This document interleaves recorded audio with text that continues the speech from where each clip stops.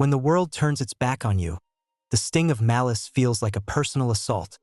Yet Jung reveals a deeper truth. The crowd is merely a mirror. Their vitriol only burns because it finds a friction point within your own unexamined soul. If their accusations enrage you, it is because they have touched a shadow you have not yet mastered. If you feel like you are at the mercy of others' opinions, you are not alone. You are simply playing a game where you don't yet know the rules. Before we dive into the strategy of the sovereign self, click the subscribe button and hit the bell icon. Join a community of individuals dedicated to mastering their internal world so that nothing outside can ever shake them again. Ready to take back the strings? Let's begin. By observing this pain instead of reacting to it, you transform their projection into a map of your own subconscious triggers, reclaiming the power you once gave away. To be cast as the villain by the collective is a weight few can carry. Yet the label only has the power to crush you if you are still running from your own darkness. When everyone turns against you, they are often projecting their own suppressed hostility. But the reason it sticks is that it resonates with a part of yourself you have not yet owned.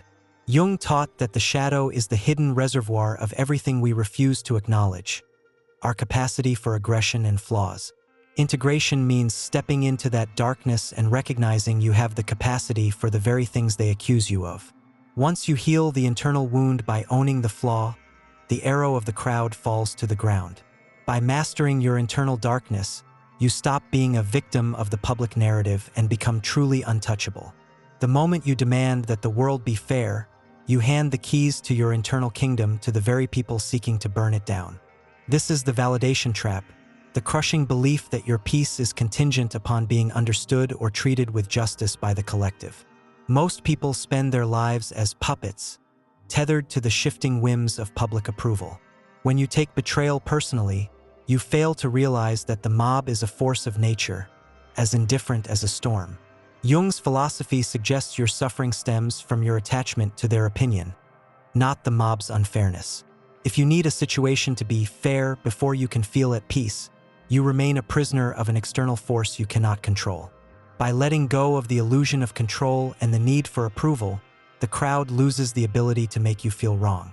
To move beyond the pain of betrayal, you must realize that the world outside of you is fundamentally neutral. It is neither kind nor cruel. It simply is. When everyone turns against you, the evil you perceive is often the filter of your own perception. Jung understood that we give external events power by assigning them moral weights that fuel our suffering. By stripping the evil label from those who turned against you, you stop viewing the situation as a personal, cruel test from the universe. Instead, you see the mob as a predictable psychological phenomenon. This detachment allows you to observe the situation like a scientist rather than a prisoner. When you stop needing the world to be good or fair, you stop being a puppet to its actions. You become untouchable not by changing their hearts, but by mastering the only thing you truly control, your perception. When a scandal breaks and the world judges you, it feels as though the public narrative is the only truth that exists.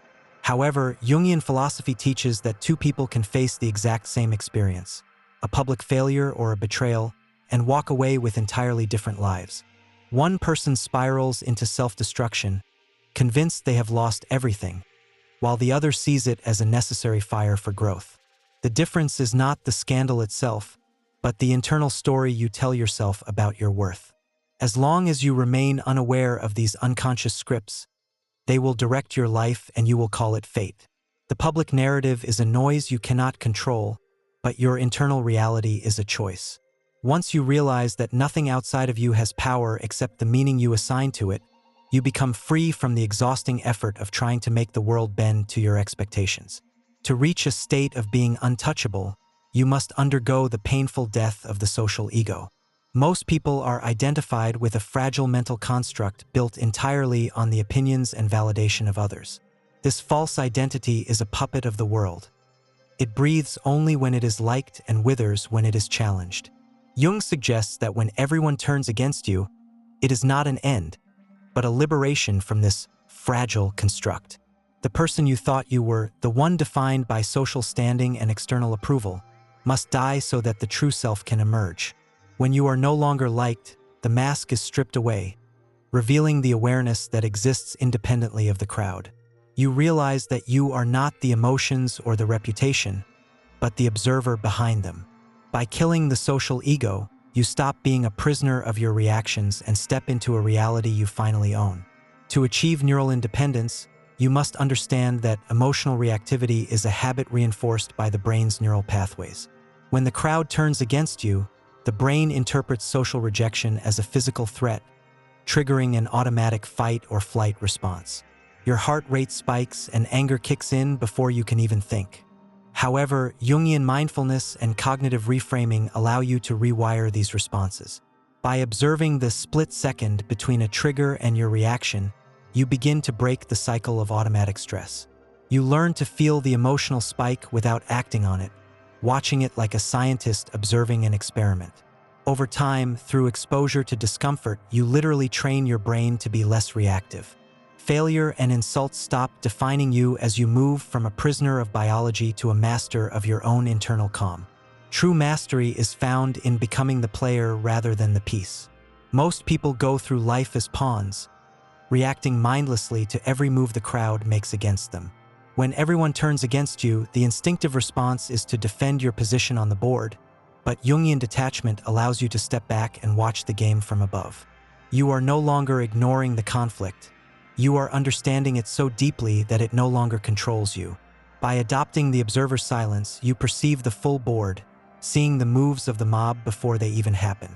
You realize that social dynamics are merely patterns of the collective unconscious. In this state of mastery, you are not numb, but untouchable. The split second before a reaction becomes your seat of power, where you choose observation over impulse. You stop being a puppet of the world and start being the one pulling the strings. The final transformation occurs when you stop resisting life and start flowing with it, realizing that nothing outside of you has power unless you grant it. This is the birth of the sovereign self, a state where you no longer chase success or validation because you have mastered your internal world. When you stop needing the crowd to approve of you, they lose their grip on your reality, and a strange paradox unfolds. The more indifferent you become to their influence, the more naturally you command the room.